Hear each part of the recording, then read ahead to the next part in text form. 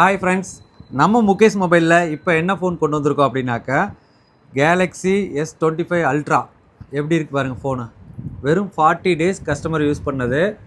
இதோட வேரியன்ட் பார்த்தீங்கன்னா 12256, battery 5000 mAh. சூப்பராக இருக்குது ஃபோனு. இன்னும் வேரண்டியே வந்து 9 மந்த் கம்பெனி வேரண்டி இருக்குது. இப்போல்லாம் ஐஃபோனையே அடித்து சாப்பிட்டுட்டு போயிட்டுருக்க ஃபோனு இந்த ஒரு ஃபோன் தான். நிறைய பேர் இந்த S25 அல்ட்ரா வேணும்னு கேட்டுகிட்டே இருந்தீங்க. உங்களுக்காக தான் கொண்டு வந்திருக்கேன்.